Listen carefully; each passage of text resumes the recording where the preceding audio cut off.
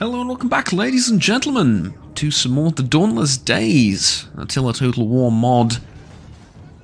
And we begin our siege of the final wildling capital that isn't allied to us. This is Riverbrig, I think, or something like that.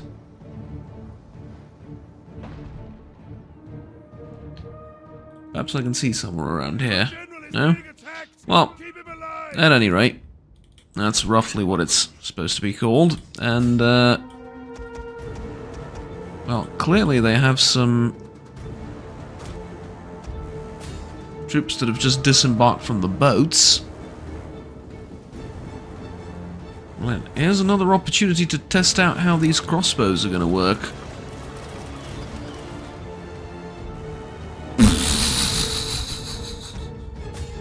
Incredibly well is the answer to my question. But like I said before, the key here is to just make sure that they're at the front of the army. Much like, what was it, Pavisay crossbowmen? Not quite sure how you're supposed to accent that, but I believe they originated in Italy, the crossbows with ludicrously large shields that they wear on their backs, so when they turn around to reload the crossbow, they're shielded from incoming enemy fire, and then they turn around, fire their crossbows, and basically it's just rinse and repeat after that point, right? And as far as I'm aware, they were pretty effective as mercenaries and stuff as well.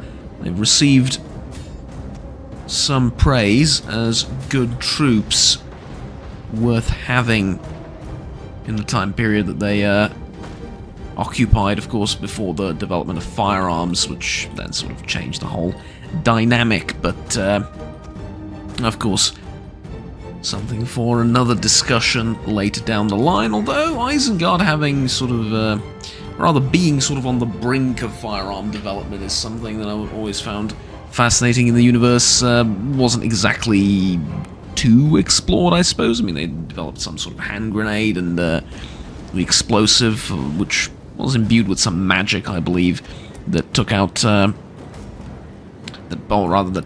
was used to destroy the wall at Helm's Deep and, you know, stuff like that. It's interesting, they just never developed handguns fully, and they are supposed to be sort of the evils of industrialism and all that good stuff. Or over-industrialization, I suppose, and Tolkien's anxiety about that, and etc., etc. And yeah, I know, it's I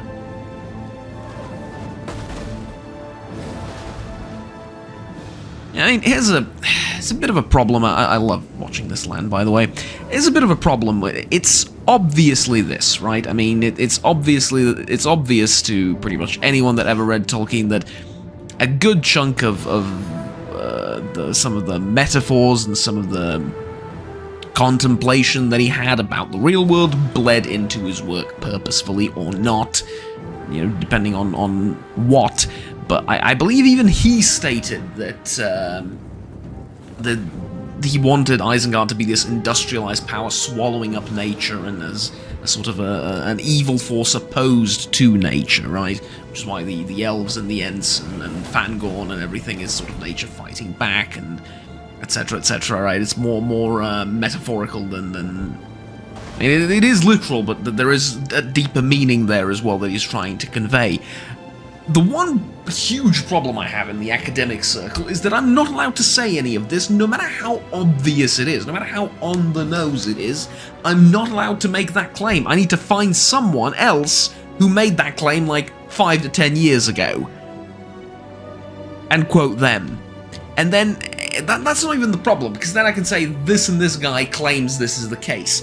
But that's not what I'm trying to convey. What I'm trying to convey to you is that it's so on the nose and obvious that I can find one guy who said this, but that's not my point, you know? Like, I can find 5 guys that said it, I can probably find 15 guys that said the same thing. But I can't say that it's obvious, and oops, sorry about that. I can't say that it's obvious, and I can't say that it's the majority of people. I can't use any words like that. And that's pissing me off, because granted, I understand why that principle is there, because you can claim something that is, you can claim something to be obvious and true when it isn't, and you get into this sort of problem there, and I respect that, but at the same time, there are things in the world that are pretty obvious, right? Now, I'll give you another example. The Necromancer the Neuromancer books being a sort of, well, how do I put this? Like, displaying the author's anxiety about digitalization and the advancement of technology, surveillance, control, etc., etc.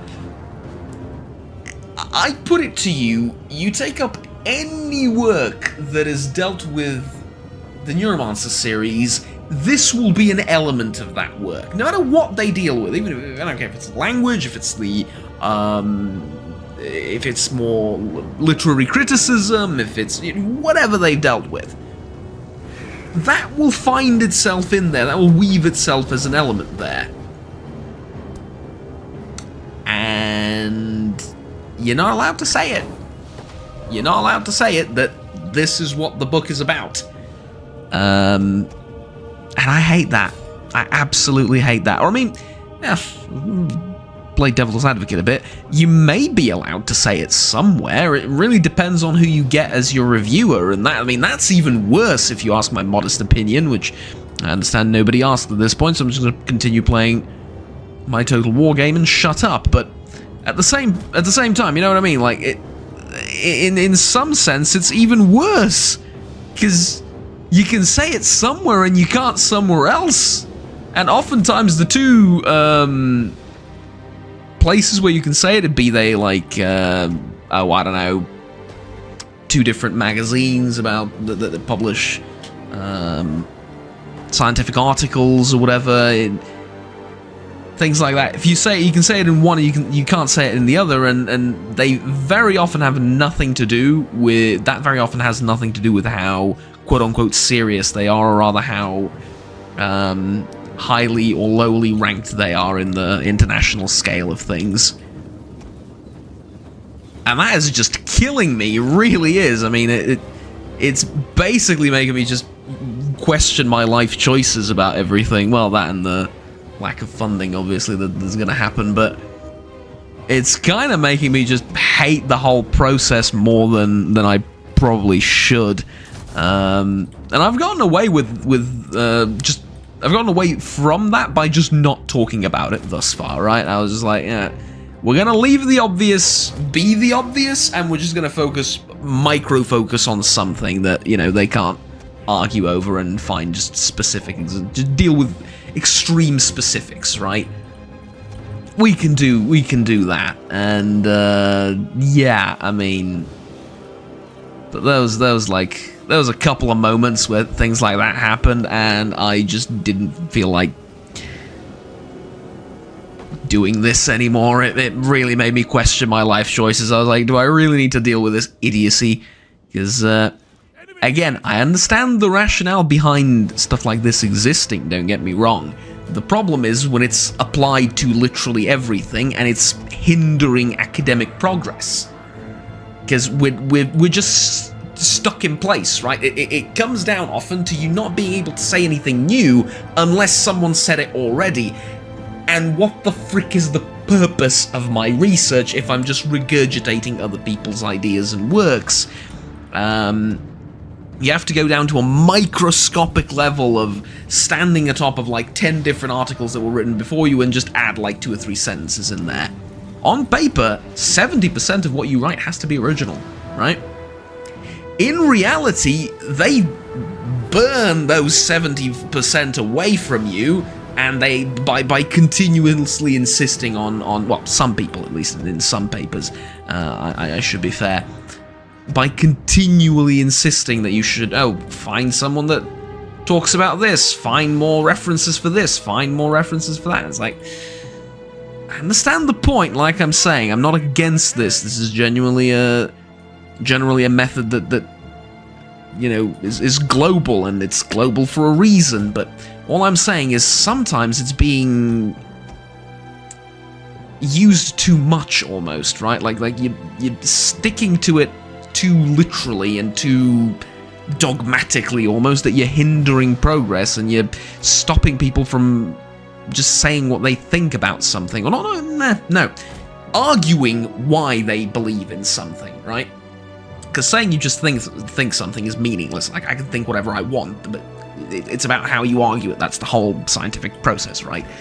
But sometimes it's preventing people from arguing anything, and that's what gets me, right? That's what hurts the most, I think, currently. But I think it's often just a question of finding the right people to work with. Be they publishers, be they your colleagues, be they, whatever, and you sort of work around everything else that you don't like and everything else that's problematic at the time. But anyways, with that out of the way, I've, in the sort of background of my rambling, treated you to what I believe are some pretty darn nice scenes of this siege. I mean, we're burning the place down, fair enough, but we're also doing some rather impressive damage to the enemy, more or less exclusively with our crossbows, and I am very glad that we are.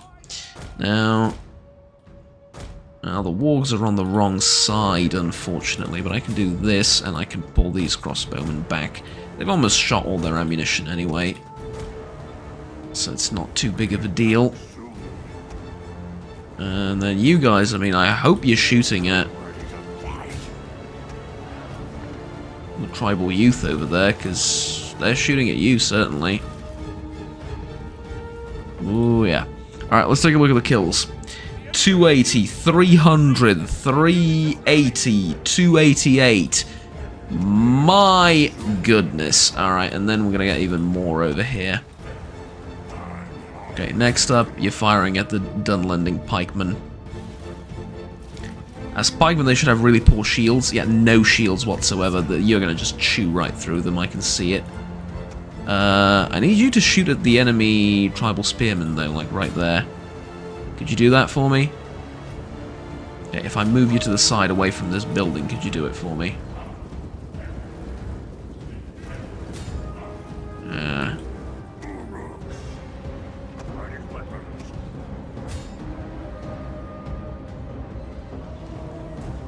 I mean, this is pretty amazing, honestly. Look at the amount of veterancy we're gaining on these units just off of the raw amount of kills that they're making. Oh yeah, there we go. The shots are partially blocked, but it's okay. So these ones are out of ammo. Run to the rear. Tell you what, we can deploy you like so. And we can just deploy these guys in the background. I probably should have taken out that tower as well. I just sort of forgot about it, to be honest with you. Yeah. Right, let's move in with the rest of our infantry.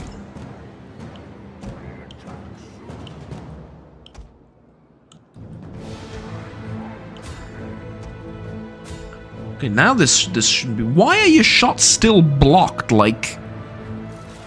What exactly is obstructing you? They're 2 meters away from you. There you go. Good job. I'll just finish those guys off. And you're all good. One more volley should do it, right?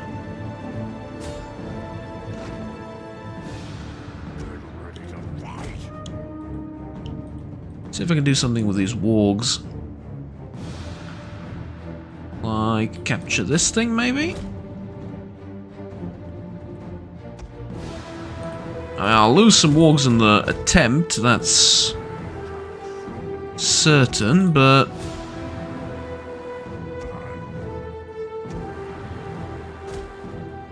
it's also not that bad. Okay, so we've lost some crossbowmen, obviously, to the enemy's skirmishers. They do a lot of damage, so I pretty much expected such a result, but at the end of the day, I mean, this is mainly skirmishers.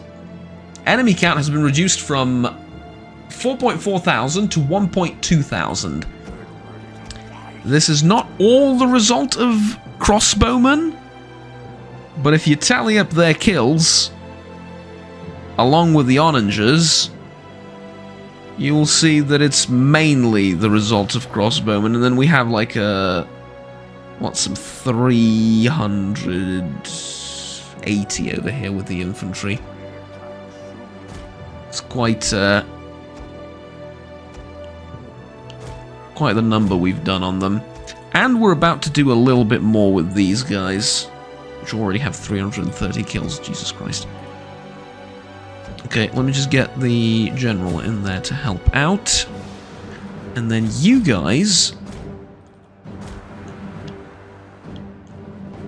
I don't know if you can do that, but if you can go around and get some shots on the enemy heavy troops, we get to see how much damage you'll do. And I'm very curious as to how you'll perform against one such target. Oh, and the wargs get to pick off anything that's left as well. Okay, the only problem is this is a very new army, so they don't have the faster movement rate and everything. Once they get that, they're going to be even better.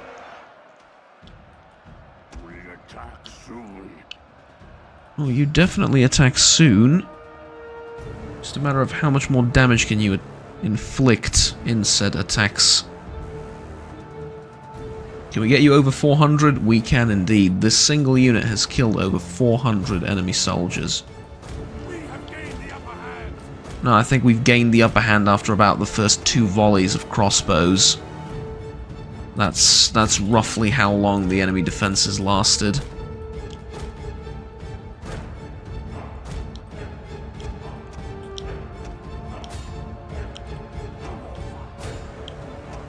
Okay, unfortunately they are out of ammo. I really wish they weren't, and I really wish we could continue fighting over there. Tell you what, you have been depleted enough. It's time for you to retreat. You can get the pikemen in. Actually, neither of the pikemen units have done any combat. We can get you to this is what I was interested in. Alright. It doesn't matter that they're retreating, do it.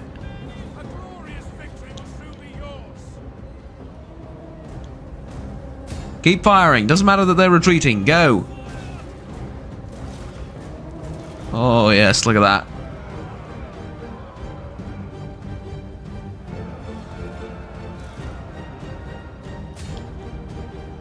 It's beautiful. I think they're out of ammo. It's beautiful. That's almost 400 kills on them as well. Let's take a look at the results screen. Oh, yeah. Oh, yeah. Okay, so yes, 360 losses, but you gotta remember this was a much bigger garrison. With a fleet element as well and everything. Man, oh man, right? Man, oh man. We're just gonna occupy it, I think. Yeah, there's a lot of buildings. We're gonna have to demolish a number of them. Somewhat large number of them. Well, actually, no, just 2. That's fine. Lovely. Problem is, this is in Isengard, and I just realized that it's in Isengard. I thought it was over here, but no. Okay, well, look. Thankfully, these guys finished their campaign on time.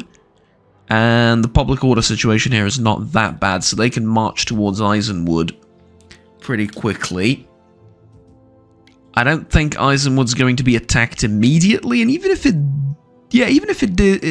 was attacked immediately, the half-orc axes can hold off the first initial attack, so that's not too bad. And then the 3rd Legion of Urukai get recruited over there. Alright, I believe Skag has his first level up, right? Yeah, there you go. He's an outcast. What does that do? Plus command, minus authority. You don't really need authority. Listen, you need command. Command's better anyway. Okay, lovely. Awesome.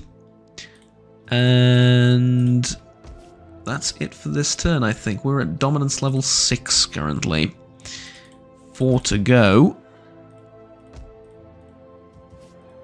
And we need to start sending...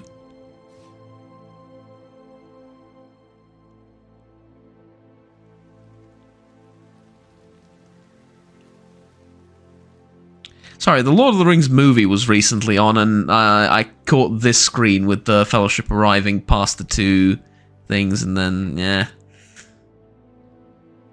This is the scene that I caught here in the woods. I think it's one of those movies that if I was paid to watch it, you know, forced to watch it is a bit rude, it's a bit hostile, but let's say I was paid to watch it every single day, like all three of the movies, 8 hours a day, I think I would keep that job for a shockingly long amount of time, like longer than anyone would reasonably guess. Pottery, and then that kingdom was destroyed. Alright, good, lovely. Can we do anything diplomatically? I highly doubt it, but just in case. Miracles happen, apparently. I mean, what do you want me to say? Miracles apparently do happen. There you go. Won't accept a non-aggression pact, but they will trade with us, and thus make both of our empires incredibly wealthy. Huzzah! Is there anyone else that might want to trade with me? I can't trade with Mordor for some reason. It's quite the enigma for me, but yeah. What can you do?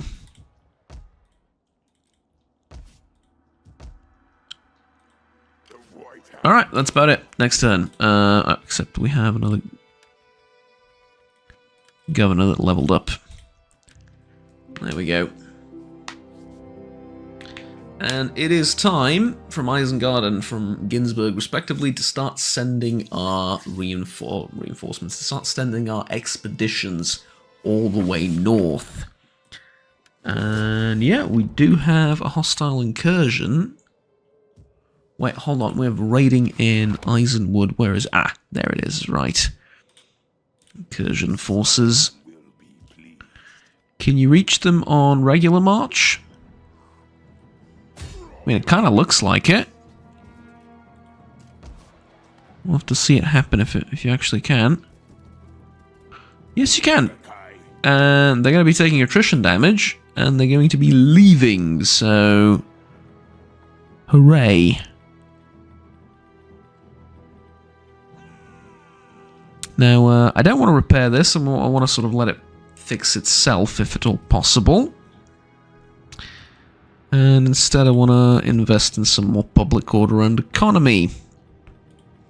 So there's some more public order, there's some more economy. Over here.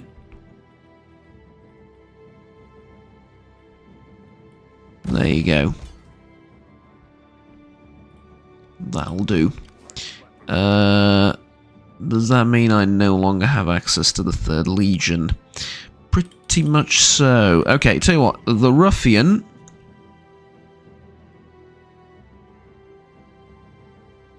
Oh, is the Forest of Fangorn just not accessible at all? Oh, see, I thought we could go through Fangorn. I mean, I know. But I thought we could sort of go through it and end up here. Apparently we can't. And so that makes my decision all the much easier. Because now this army gets to force march all the way up north. This army will join them, and then this army will join them as well. And the 3rd Legion, which I've just recruited and moved to the probably wrong area, should hold on to Waldburg, right? Because we might get attacked by Rohan from the north. And if we don't, they just cross on over north, and that's it.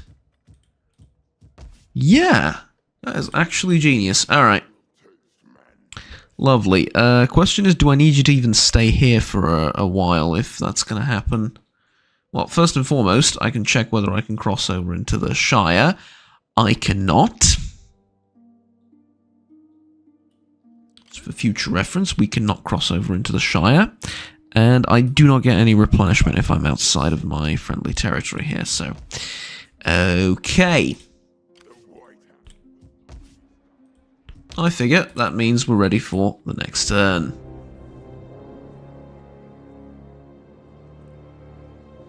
As soon as we make our way up north and start taking settlements there, the balance of power is going to shift, I would say, somewhat significantly in these places.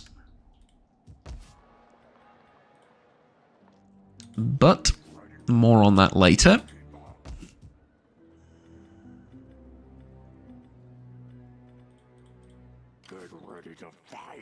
Let's get you some troops. 2 Isengard ballistas. And what's the difference between the pikemen and the infantrymen? So, Uruk-hai pikes have terrible weapon damage. Okay, missile block chance 0. Yeah, they aren't really very good. Melee attack is not very good. They have a bonus versus beast and cavalry, fair enough, but pure weapon damage 20, this is 40. The armor's the same, health is the same, speed is more or less the same. Yeah, they're just not very good. I'll get 2 of them just like for the other armies, just to sort of have them. But no, I don't think so. I think this is what we're going to go with. And then 2 Warg Riders, but that's for a future turn. I remember in the Siege of, or in the movies at least, the Siege of Helm's Deep, I would say the composition of the Uruk-hai was about 50-50 in terms of pikemen and swordsmen or regular infantry. At least that's what it appeared like on screen, and so I thought I could maybe recreate that if I wanted to. And yes, yes I can, but you know, why? Like it's not a very good idea, so yeah. But at any rate, this goes down, and then we can build.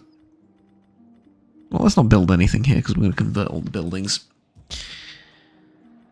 First, let's take a look at some public order.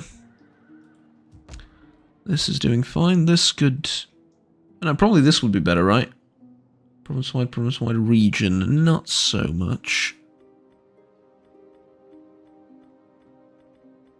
This is extra food, yeah. Economy it is, unless I find something more worthwhile. No, this is all being constructed. Here I can expand on a building slot, so let's do that. You have a wizard, you have cells, so you need something like... No, you have a working pit as well. Treated soil won't be terrible. Orc gathering, and then something else won't be terrible either. Let's go with an orc gathering.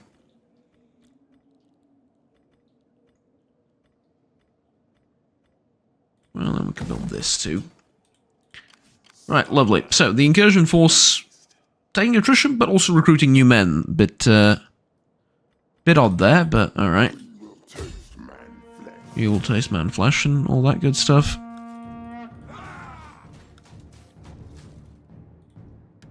I'm just going to resolve this because...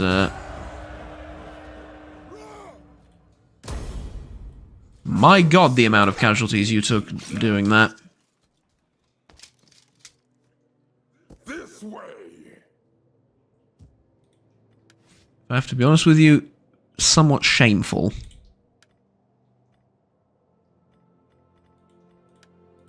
The white hand will not be stopped. But you can move towards Isengard.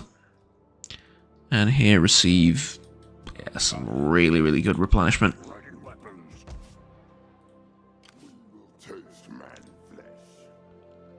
Alright, so let's go Let's go all the way north, and then from there we will see where the road leads us, as they say. And you... Well, I mean, you've taken a bit of replenishment, so we can do the same thing with you.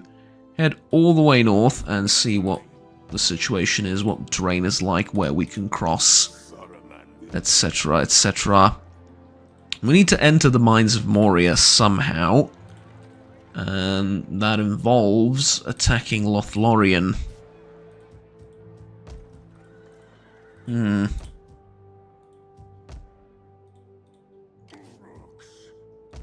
Well, I would say that's about it for this turn. Morsky. Influence and taxes. Yep, definitely need that. And then I keep stressing this, but because I need to. The more our public order goes up, the more income we're going to have, and I've ensured that 3 successive generations of characters... What?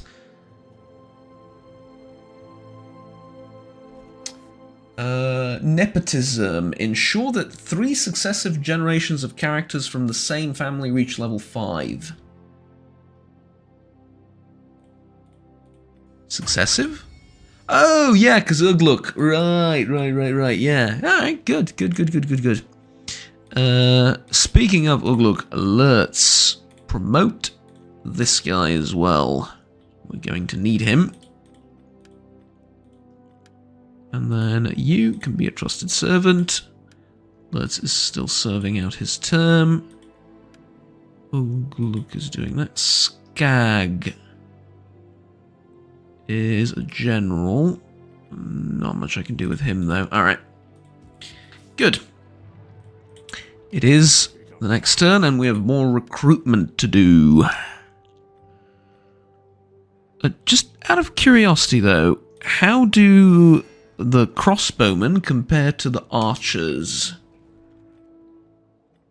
So, weapon damage... It looks different, but it's the same. How does that make any sense? You see there's the red little line thing, and it looks like these guys have more weapon damage, but I guess not.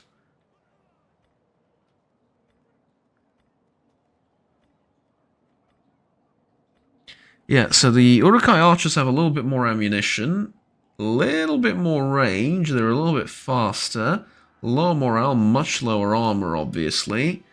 Charge bonus is lower, and then melee attack and defense are pretty terrible. But... oh, sorry, I've moved over to the other unit. Yeah, melee defense and attack are not that terrible. Weapon damage is the same, morale and armor are much lower, obviously. But more ammunition, slightly more range. Huh. These are well trained. Good stamina, heavy shot.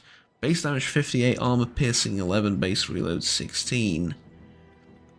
But if I go to the Uruk-hai archers, yeah, base damage 34. They can do flaming shot at 32. So the unit stats here don't really tell the full tale of just why the crossbowmen are so much better. But they are. Alright, there you go. You get 4 units of crossbows and 2 units of Wargers of Isengard. And I get to continue playing my little economy simulator over here. So... influence is growing. I mean, there's no reason for it not to grow. Everything or nothing else is exerting pressure here.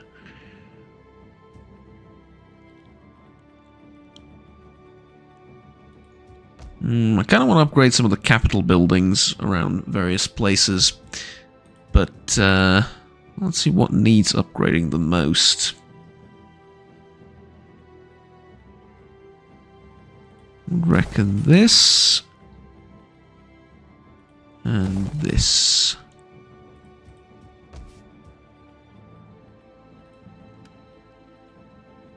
And these things are still damaged. Although this has been fixed up, so we can convert it.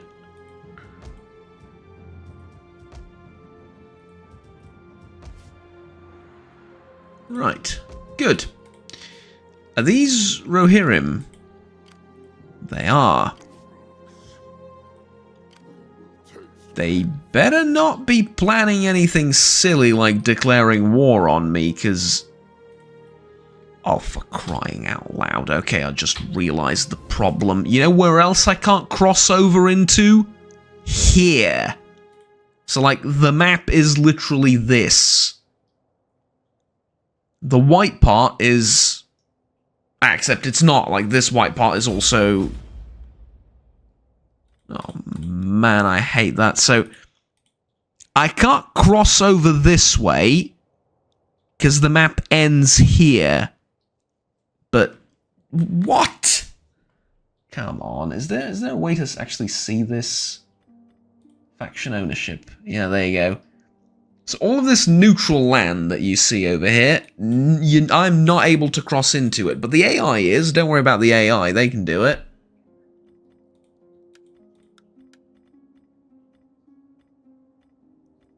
If I can take a look at regional control, it also shows...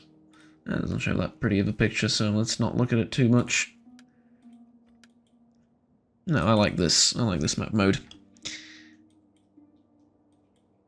Okay. Fine. I like how Gondor is holding on to its last vestige of independence.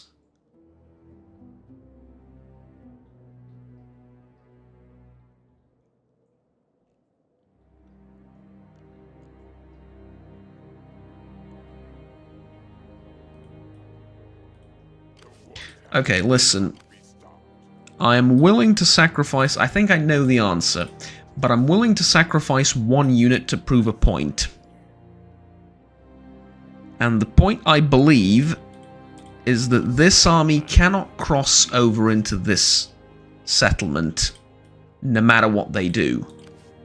But I am willing to try and prove it otherwise, and I'm willing to sacrifice some orcs to do it.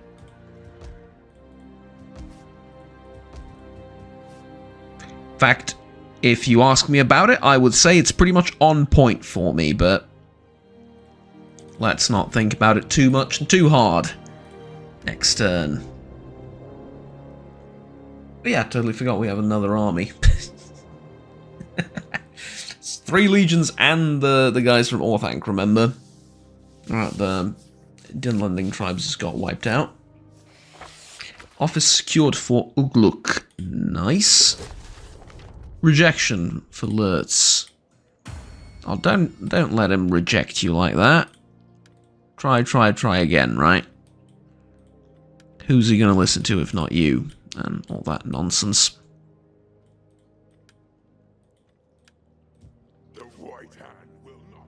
Okay, First Legion, you are replenished, more or less.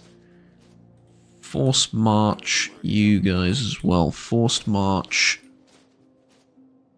into Waldberg. You guys as well. Follow close behind them. And then, just to prove a point, I'm going to take you off Force March and try and order you to attack, and they go back where they came from. Lovely. Alright, Force March your way out of there. Back to Isengard. You guys force march your way back to Isengard as well. Because it turns out, and I really wish I knew this before, that the Dunlending tribes are safe as houses. They are never going to get attacked from the north, because nothing can cross from the north.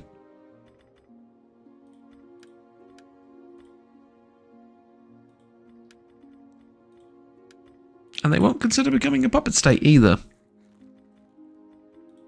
And they won't consider a military alliance either.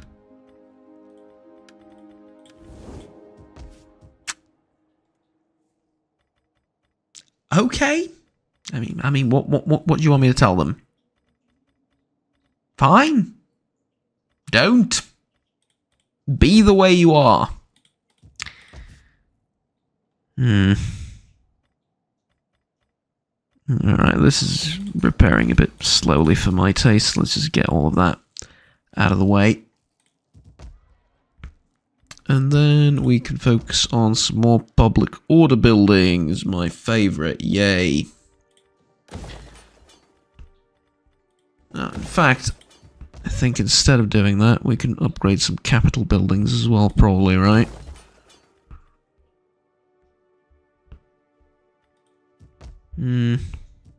Mixed bag, bit of both. Can I improve public order in Isengard somehow? I can get an orc breeding factory. I'll improve my recruitment there. Not public order, though. I get the feeling if I get public order in Isengard to be, like, above 0, I'm going to get a shocking amount of money, and I'll be very surprised as to where it came from. But okay. Oh, they're coming towards me. Well, that's very thoughtful of them. Thank you, horsemen of, well, now the extreme north. Thank you very much. That is very thoughtful of you. They've crossed over from the fucking north, 'cause they can. And if I do this and attack them, they're going to run away, and I will not be able to chase them down. Why will I not be able to chase them down? Because someone thought it's a good idea to let the AI go through here. And not the player. And not the player. Alright, tell you what though. Fangs of Orthanc are going to live up to their name. Lurtz has done wonders for us in this campaign. He truly has. I mean, there is nothing that he has not done. And he's deserved some rest, right? Well and truly has. So what he's going to do, instead of running around chasing after the enemy, which I have trouble finding, what he's going to do instead is the man, the myth, the legend is just going to sit home, pretty, guard Isengard, and not worry about a thing in the world. Huh? How's that sound?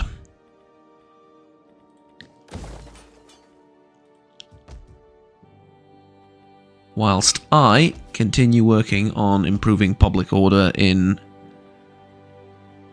some of the more difficult reaches of our kingdom.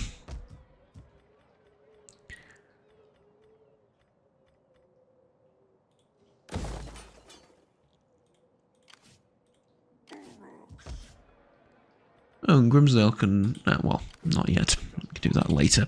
Okay, the 3rd Legion is about to have its first battle, and the battle is going to be against Rohan, and Lothlorien is going to join in as well, so... Lovely. Go after the bigger army first.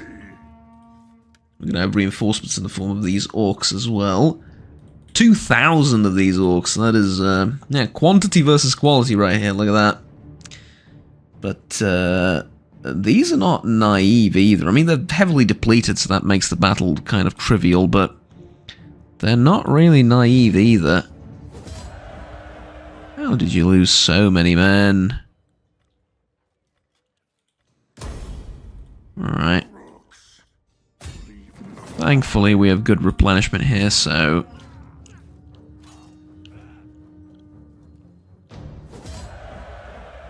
You almost lost the Wargs of Isengard. Keep up. Good going. No, I'm wondering, can you get some experience fighting them? Probably not. And you guys moved already. Alright, well, at least that fight gave me some money to play around with. So I can do that. We have the factory, we have the Queensland Gathering, we have the Butcher's Town. I don't need anything else, do I?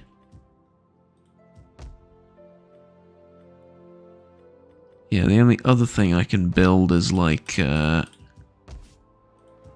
we have enough growth everywhere. Okay, we're going here next.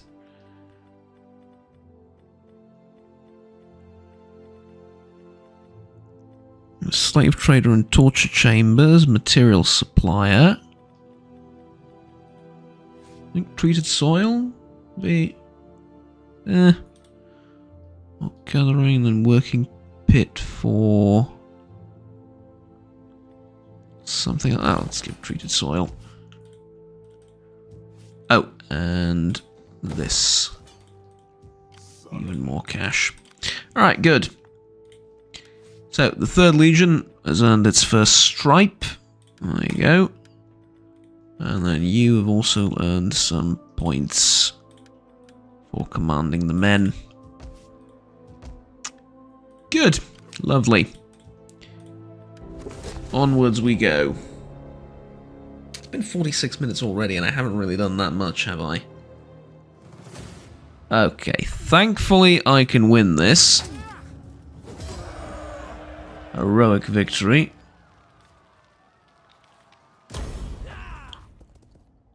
If I wasn't able to win this, I would be mighty pissed off, but that just depleted enough to where I can. And now we can continue pursuing the enemy rather quickly.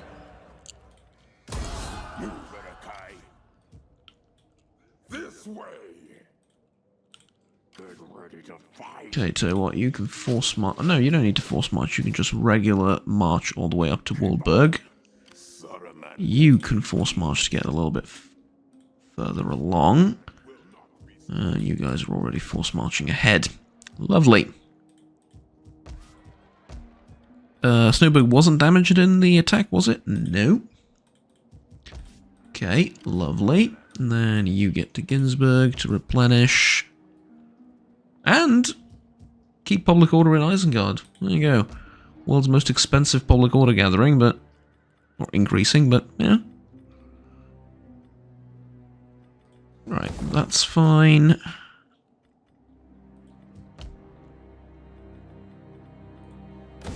This is also going to be fine. Just like that. And next turn. Because I don't believe I forgot anything, and if I did, it can wait until next turn. It's not that big of a deal. Look at them, they're coming down south. Alright, I mean, thankfully, right? Thankfully, not the biggest army in the world. So we can deal with them. But, Jesus. Just, Jesus. Right, supply station, definitely. And then iron mines. Tool factory, definitely.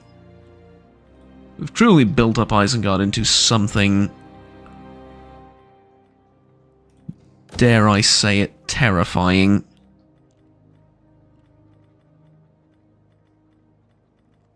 Gonna have a Queensland gathering here as well.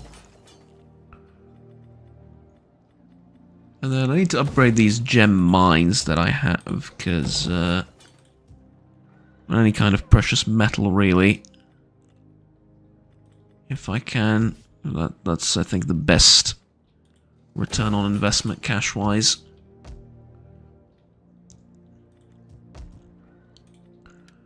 Alright, and then... long-range campaigns. Because that's exactly what we're doing right now, right? Might as well research them. I have their scent. Saruman will be pleased. Okay, whose territory am I crossing into here? The enemies, yes? Yes. Alright, move, Urukai. The White Hand will not be stopped. Okay. Not something I expected in the slightest. But here we are nonetheless, and we persevere, and we move on. What can I say? Except, wow. I am impressed. Anduin's Vale, instead of taking back a settlement of the Lower Vales, which is historically rightfully theirs, has decided to park 2.5 full armies outside of this city, and has decided to continue to raid it endlessly. I think I'm seeing the problem. I think I know why they're not attacking it. It's because all 3 of the armies are completely armless. Don't you mean harmless? No. No, I don't.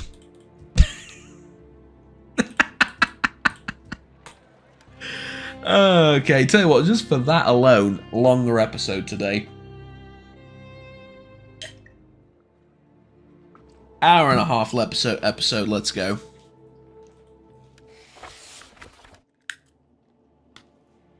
I'm gonna take a snack along the way as well, because this is complete tomfoolery. We've lost the plot now. Look at the money bonus from hitting 0 in Isengard. 0 public order.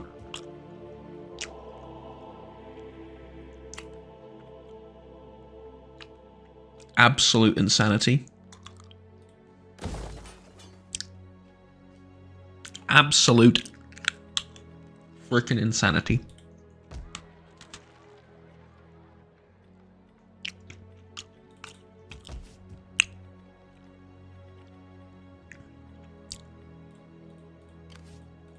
The White Hand will not be stopped. Did they kill the guys causing trouble over here? Hoping they did.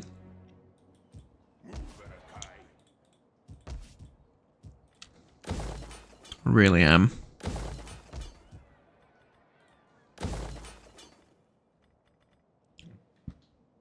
There you go. Actually, don't do this. Build.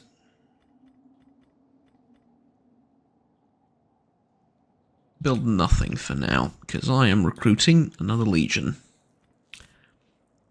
Or should I wait until all of these buildings get finished? Ammunition for missile recruits. And then I don't have Horde Warfare. That'll be good, but it's a long way away. No, I probably shouldn't wait for another thing, right? Nah, probably not. Let's go with Goosh. I like the name. I like how it sounds. And Servants of Orthanc. Oh, sorry, Fangs of Orthanc. This is Servants of Orthanc. Oh, big difference. 4th Uruk. Sorry, 4th Legion Uruk. There we go. And the 4th Legion of Uruk-hai. What if we just gave them Uruk-hai Raiders, huh? Wouldn't that be something? You're going to get a supply wagon. I don't know what it does.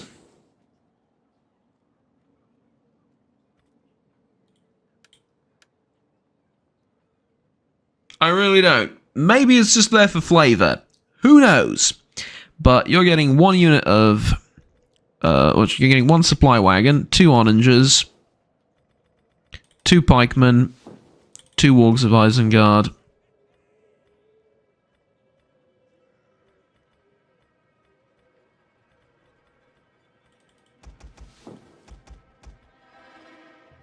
One infantry unit, and then we'll build on from that in the future. Leaves me with 5,000 gold to play around with. And that lets me build another lumber camp. Although that's not the only thing I can build, right? No. Right, a bit more construction. So... thankfully my presence in this area hasn't disturbed the gathering of whatever the hell this is. On the other side of things, it has also attracted a Haradrim army full of really terrible units from what I can tell, but it has also gathered another 2 armies of Anduin's Vale. We will taste man flesh. Get ready to fight. Look, Saruman will be pleased. how about we just ignore that Them down. and we fight the horsemen over here? Because they've set up camp nicely, and I reckon it's time we dislodge them from this camp. Now, is this a capital building? It is not, but despite the fact they do have a rather large garrison here. White hand will not be stopped. I tell you what, I don't need to attack immediately, and I won't. Draw your weapon. Gonna wait for this legion to arrive. Saruman will be pleased. Get them in closer. These guys are still retraining after those disastrous auto-resolved battles, and if you were ever wondering why I don't like auto-resolving battles, case in point. Taste man flesh. But yeah. Right. You gained a level up too. There's another blacksmith for you. Although I could honestly probably do with an engineer better, but yeah, we'll get both along the way. At some point. Oh! And guess what? There's another Lothlorian army coming. The white hand will not be stopped. It's an invading force from the north.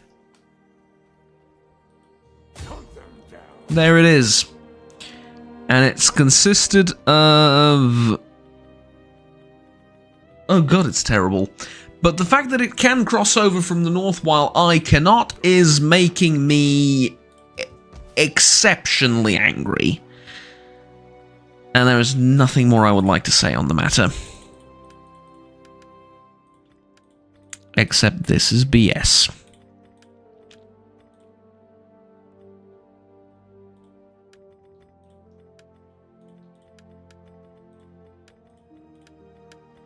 Okay, so why is my...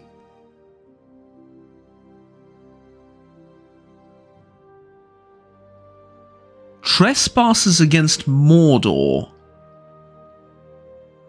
Release troops of Rohan. I haven't released troops of Rohan. I slaughtered troops of Rohan. I get the feeling where there's some miscommunication between me and the Dark Lord somewhere, which might lead to some unpleasantries in the future.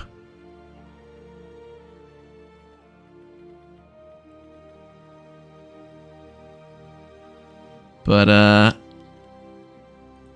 how do I put this? At the same time, don't get me wrong, but I don't really see Saruman as someone that would tolerate a rival power in the form of... like how this place is still standing. In the form of, me. All the way up here, right? It really doesn't seem the type. This Sauron character, sorry. Really doesn't seem like the type that would tolerate the existence of a rival power nearby.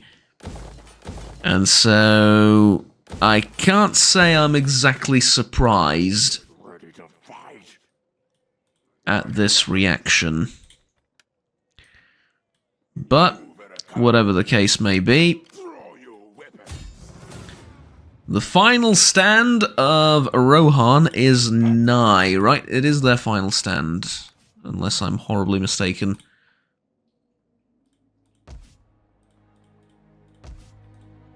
Is it? It is.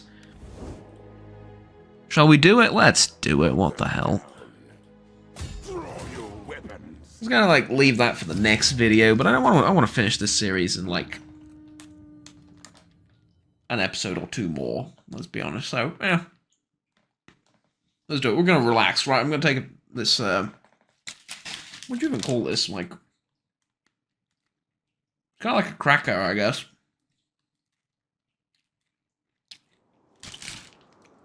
Although in the form of a really thin stick.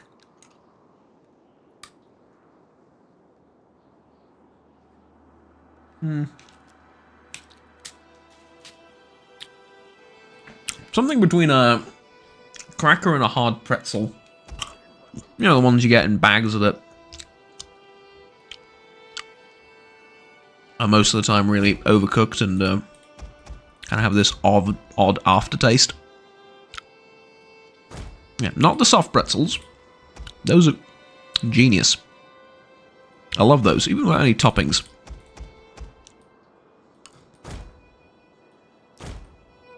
And don't get me wrong, toppings are great, but just even without any toppings, they're still good. The really hard ones you get out of a bag. Less so. Less so. So, just put it like that. Okay. I'm gonna deploy our forces like so. And I'm just gonna need the Wargs of Isengard on the flanks. Now,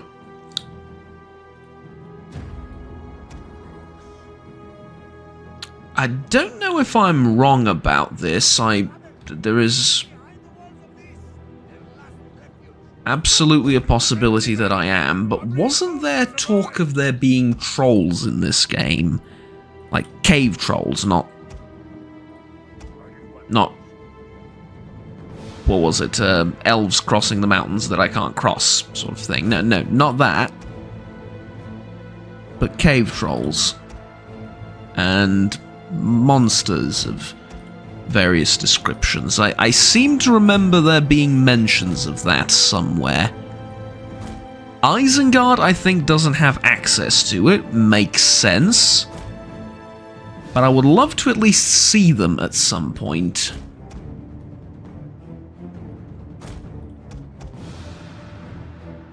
Or, if not that, some of Mordor's more impressive siege weaponry. I would love to see that as well. Although something's telling me it is somewhat unlikely to happen. The watchtowers over here are destroyed, and I haven't destroyed them. Does this mean someone attacked the settlement and these guys defended it recently and just haven't gotten around to repairing the walls yet? The enemy's tower has been destroyed. Interesting if that's the case. But I will wait for the other army to arrive in position and start attacking this way, because they've focused all their efforts on defending this part. There is nothing defending over here. The enemy approaches. So, The enemy tower is no more than ready yeah. now. Well, we're definitely going to move up, but not you. You two can sit pretty like so.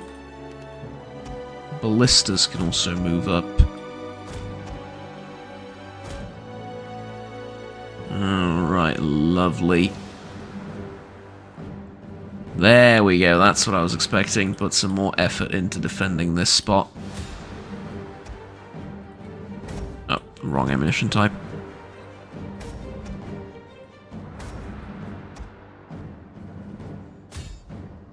As soon as you're in position, loose. They have a lot of troops. They can plug in all the gaps, despite their walls being a mess on this front. They can plug in all the gaps, no problem. But we are masters of siege. This is what these armies have been bred to do, quite literally. And that is exactly what they are going to do. Good news.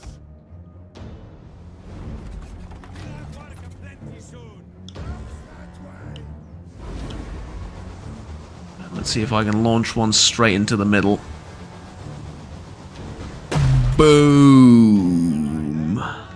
Beauty. Look at that. Absolutely beautiful, that. launch all our weaponry over yonder. And then see if we can deploy the crossbows like so. If that does anything for the enemy. Well, against the enemy, but you know what I mean. That'll be lovely. Wargs on the side are just... and they really are just scouting units, aren't they? They're really not good at being cavalry at all.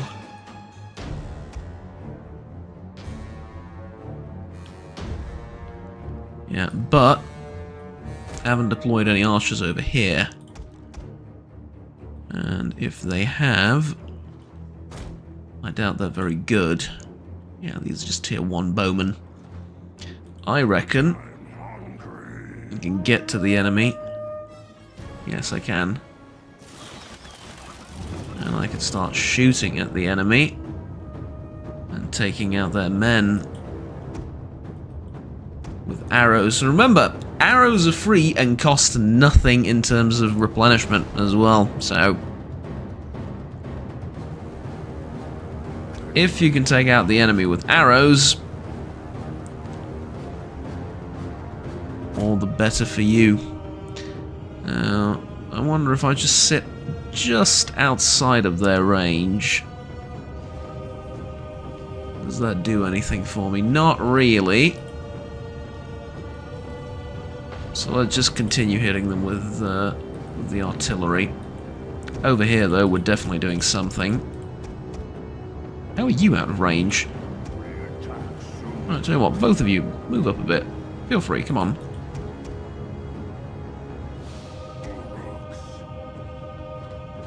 Hey, if they're going to let me do this, who am I to say no? Lovely. Damage to the enemy forces? About 500 dead so far.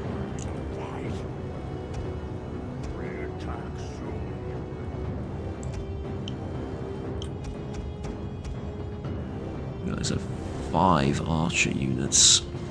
Archer crossbow units.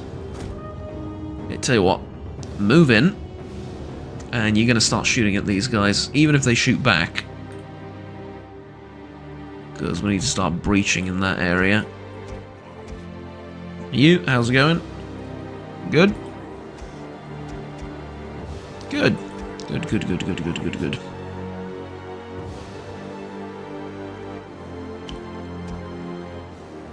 These guys are mostly out of ammunition, but they've killed like 200 men. What more could I ask of them? As far as you two are concerned, you now have a rival in front of you. Let's see who has the better ranged units.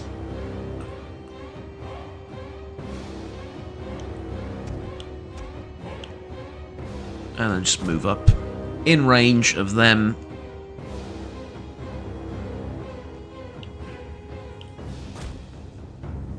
But of course, you will be in range as well.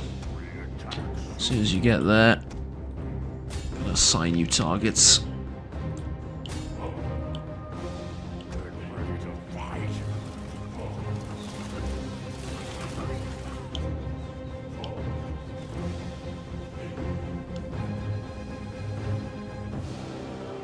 Now, the enemy troops should start falling immediately over here, right? But we will see 350 casualties inflicted from this unit. These two not having as much luck, but they've almost broken the enemy archers, so don't expect much more. Also, he's hungry apparently.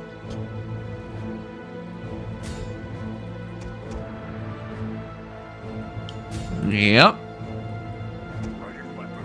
There we go, we've broken them. Now... okay, that is awesome. Now just shoot those guys. Lovely. Tell you what, you can stop firing. The archers will take care of the rest. I need you to hit that watchtower. And to cover their maneuver up front, I'm going to move the entire army up as well. Did they wipe out that unit of mustard spears entirely? Okay, that is scary. It's impressive, but it's also scary.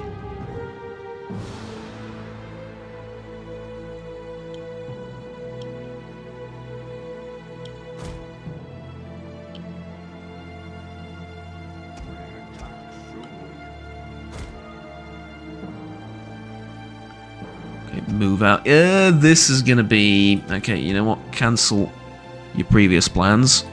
You're hitting that spot on the map. I have 5 units of crossbows here. Oh, please don't charge them. We were having so much fun just shooting at each other at range. Why would you do that? Why would you ruin the fun? Alright. Never mind. They insist on fighting in melee. Go ahead. I honestly should have sent the pikemen in first, but... Nah. Oh, I've completely lost track of this army. It did not come to my mind that they would charge head-on into my units at all.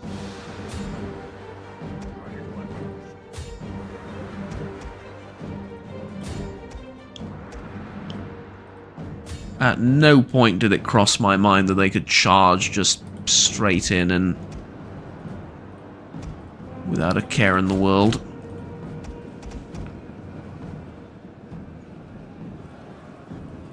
Okay, these hits here are going to be important, though.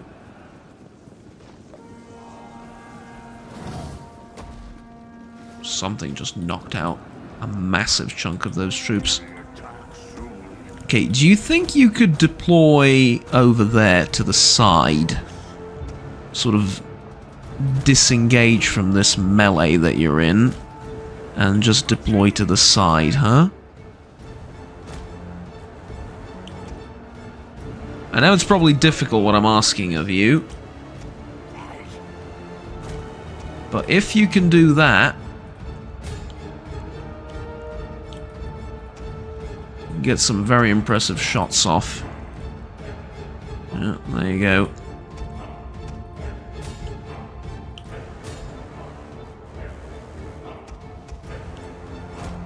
Get the Warg Riders to... Okay, get one of the Warg Riders to capture this tower, because it's going to be annoying. Can you, please? Thank you. Get the other Warg Riders to maybe hit something else. Okay, not them. But maybe hit something else at a different time.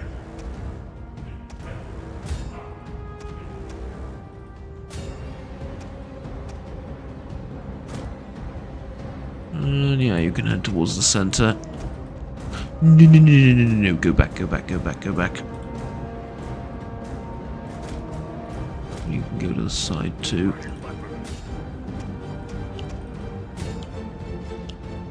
Okay, onagers can stop.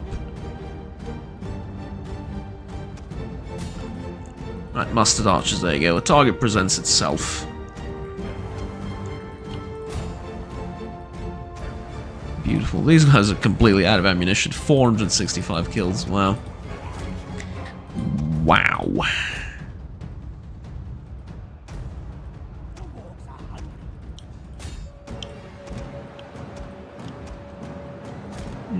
Yeah, just move a little bit more to the side, and you guys as well. Just move a little bit more to the side to make sure you can get shots in. Oh, and you two, this way, so you can hit the enemy cavalry. Problem being, I don't think the entire battle's going to last long enough for them to hit the cavalry.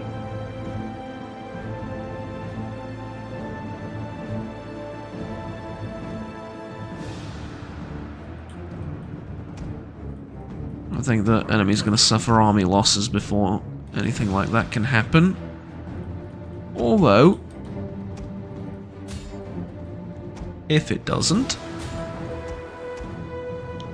we will be prepared. Okay, I'm going to need you to hit those guys. Now, could you please just try and get a few shots off into the cavalry? I'm really curious how well you would do. Because heavy shots are apparently good at armor piercing. I think these guys killed like 250 men as well. That's impressive as all hell. These guys killed another 170, so nobody's slacking off today. Right, you getting your shots in? Okay, both of you. How many can you kill? Just like that. Okay, I'm not expecting hundreds dead or whatever, but how many can you just kill with this limited number of arrows and crossbows being fired? Not very many. Okay, how about this? Yeah, I got these pikemen a bit stuck. Not a fan of that. Okay, please, now.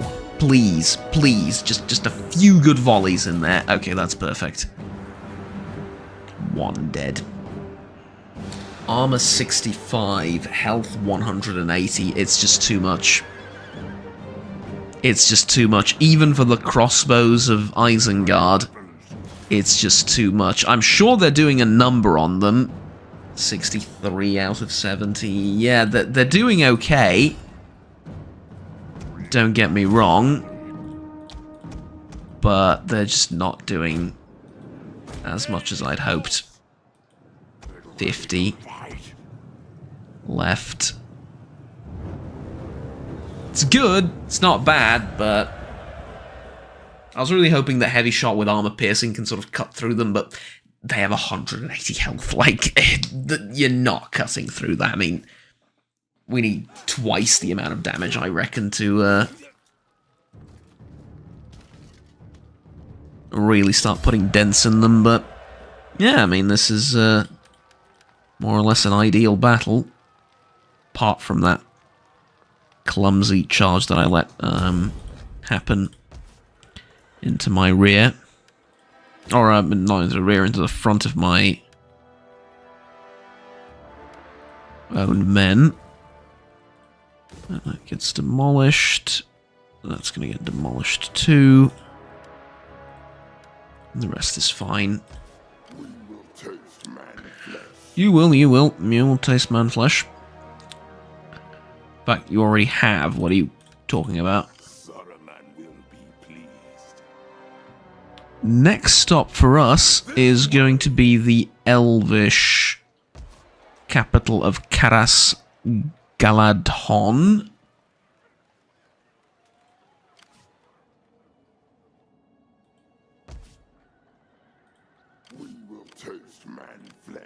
And it's not going to be exactly easy to get there, is it?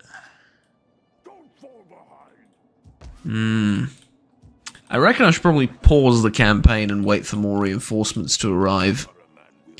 Seems like a wise course of action, but I have not been known to do the wiser thing always, so we will see. At any rate, oh, Saruman gained another level. Lovely. Okay, so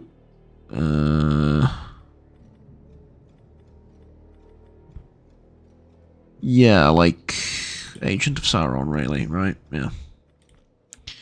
More taxes and more influence in Isengard. It's kind of strange that despite controlling Isengard for so damn long, I'm still only at 76% of my own influence here. It's,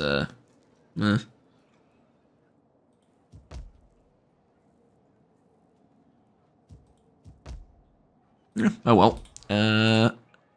This is just scary, to be honest with you. At any rate, Rohan is now completely destroyed, finally.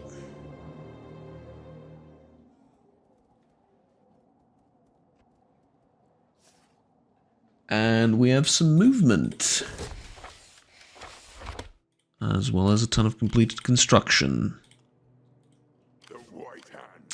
So, Why did they stop? I really was hoping they would attack this place, take it, and then I can take it from the Haradrim. Or, not the Haradrim, I can take it from them. Okay. Tell you what, 4th Legion of Uruk-hai. Get yourselves 4 crossbowmen. And fill up the rest of the ranks with infantry. I might as well pay for them now. Let's see how pleased Saruman will be that we have destroyed an incursion of elves from the north. The so-called light catchers. Quote unquote. We do another battle? Nah, it's a bit late. Tell you what, I'm going to cut it here. Thank you very much for watching, ladies and gentlemen. Please do remember to like, subscribe down below if you enjoyed the video, and we'll stay tuned with the rest of the series and the rest of the content that I produce here on the channel. My name is Juggernaut. Have fun, take care, and bye-bye. I'll see you all next time.